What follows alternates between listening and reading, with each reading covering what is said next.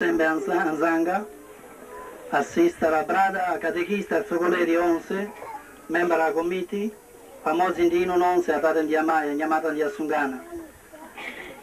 Ndirio conto con biri, pa buona monga bene da Soncana, di culandira Monsignor.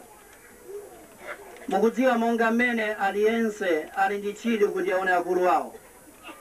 Tipo, pa mene mukumpa che dia Vicar General, a mena cui mi riga un buiecione ma ci dai se abbiamo in Dani, Monsignor Simbota, di Awa. Di una guerra, cusationa, domicilio di Ambuye, che l'indirizzo un limbizzo, a chiamata di Assunganatu, a Zibambo, di Asimaiatu. Apa di cui si come quambiri, di concito di mene muoi guira, di cui si mi chisa che ti zai sta mala, che ti sono satira sa si bene da un asile, zicale zapindu mizi. Zona Yesu apa paja adiguti. Amena ona ine aona adate. Yelero Monsignor taona inuyo koma taona anso ambuesiona mainu. Ivo ife monga muationera. Ife tilio sangalala. Zome ta konza ta pereka. Zome ta konza magule jani jani ta kwanitsa. Lipo appena dirci muoio già sicuro podia e con la libe zindikiro cina cirigiose con ta foca.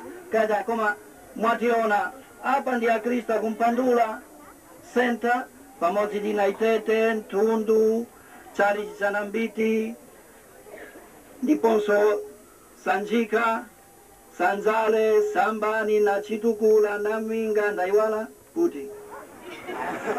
Basitu, di Onseva, Tawera Kudintitu di Mainu, Tile Mekese Ngakale, Ambuyezione. Monga mukuona, mabuto sanga le pereke, tiri pazua, ndipo pazua lija, inu mwatiganizira, mwatitumizira chimanga chija, kanga chepe, mwationetsa chikondi chanu, chifundo chanu. Poti ngati simukudziwa amena mayendetsa za Caritas mwachidai di Monsignor Simbota, ndipo amene ndatenga mwayi kuti ndikuthokozeni, ndipo musandiwale, ngati katundu abwera iya, dziwani kuti msewu wake ndi umwewo. Ngakhale wa mabanga.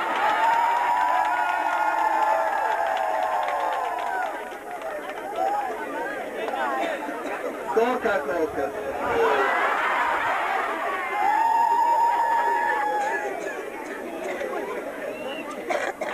Ritenena zimenezo, ndilibe mawena, ndili ndi chimwemwe chachikulu ndiko. Ndikukuthokozani, nonse amene mwatanganidwa kuti zonse ziyende bwino. Ndikayamba kutchula ndikonza kuyiwala mwina ina akumuda kuti satiwerengera.